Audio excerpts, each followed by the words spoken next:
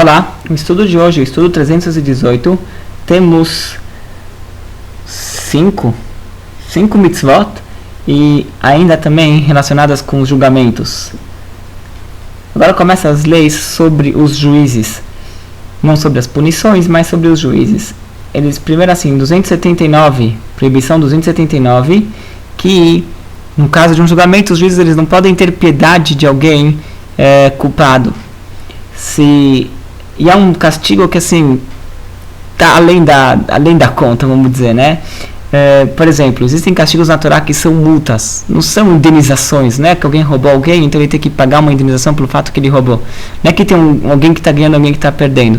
É uma multa, ele cometeu uma infração, ele cometeu algo, então ele tem que pagar uma multa. Essa multa não necessariamente ela cobre o valor ou o dano que ele causou ao outro. Um outro caso, uma pena de morte. Às vezes uma pena de morte pode ser no caso de alguém que fez um pecado entre ele e Deus, transgrediu o Shabat, que na transgressão ao Shabat pode ser uma pena de morte. Então, não vai aplicar a pena de morte. É algo entre o homem e Deus. E mesmo se for que é uma pena de morte entre algo entre o homem e o homem, ele cometeu um assassinato, o que você vai ganhar? A pessoa que foi morta já está morta, não tem como restituir a vida dele matando o assassino. Então, às vezes o Beit Din, eles podem ter piedade dessa pessoa. Então, essa vem a proibição 279, eles não podem ter piedade. Eles têm que fazer um julgamento justo. Piedade é piedade, justiça é justiça. Aqui tem que ser justiça. Eles, lógico, que devem fazer isso aqui de uma forma justa e procurar, no máximo, isso aqui faz parte, no caso de pena de morte, procurar ao máximo salvar a vida da pessoa, mas tem que ser um julgamento justo, não se todas as circunstâncias apontam, se todas as provas, tudo aponta que ele é culpado, eu não posso simplesmente dar um veredito diferente por piedade e falar, não, temos que ter piedade dele. Essa que é a primeira proibição 279, não ter piedade de alguém que deve receber uma pena de morte ou uma multa. Depois, proibição 277, que não pode se ter piedade de um pobre. Aqui já estamos falando, talvez podemos estar falando num caso de disputas financeiras que tem dois lados, alguém que estão discutindo sobre um valor, um dinheiro, uma propriedade. Então o juiz pode fazer o seguinte cálculo: é uma obrigação da sociedade em sustentar os pobres. E tanto eu quanto eu, juiz, e até mesmo esse outro lado da disputa tem uma obrigação em ajudar essa pessoa. Então vamos falar o seguinte: eu vou virar um julgamento em benefício do pobre, e assim quem sabe ele vai poder ganhar um dinheirinho ou ficar na propriedade. Vamos ajudar ele, temos a obrigação de ajudar ele. Então daí vem assim, justiça é justiça, e tzedakah é tzedakah. A gente, na hora do julgamento, você deve julgar de acordo com as provas e com a realidade que tem lá, sem olhar na situação financeira. Não pode ter piedade do pobre no caso de julgamento. Se depois quiserem chegar e falar, não, vamos fazer alguma coisa para ajudar ele, como uma tzedakah, daí tudo bem. Mas, e não só que tudo bem, é louvável isso daqui, mas dentro do julgamento tem que se apontar quem é o culpado, quem é isento, tem que se apontar todas essas coisas, exatamente deixar claro, isso aqui faz parte do julgamento, não ter piedade de um pobre.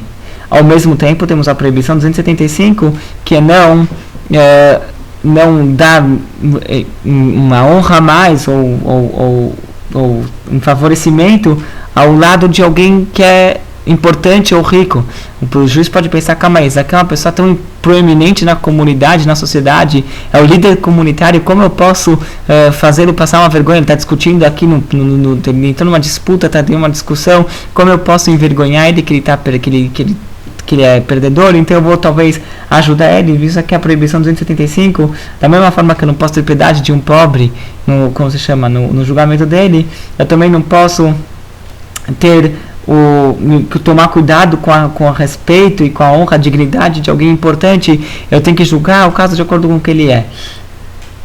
Proibição 278, que não posso inclinar um julgamento e desviar o julgamento da verdade por causa até mesmo se de uma pessoa que é perversa. Chegaram duas pessoas para serem julgadas perante mim. Eu sei que um deles é um usurpador, é uma pessoa perversa, uma pessoa má, uma pessoa ruim, de má índole, e os dois vieram um julgamento à minha frente.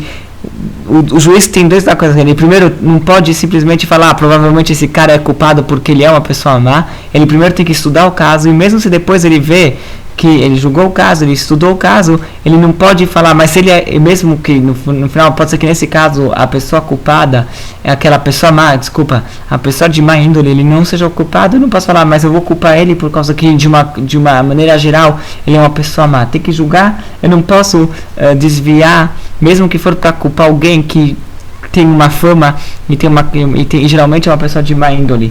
A Torá aprende isso aqui, os sábios aprendem aqui do versículo que consta na Torá, você não pode inclinar o julgamento de um Evionechá, pobre.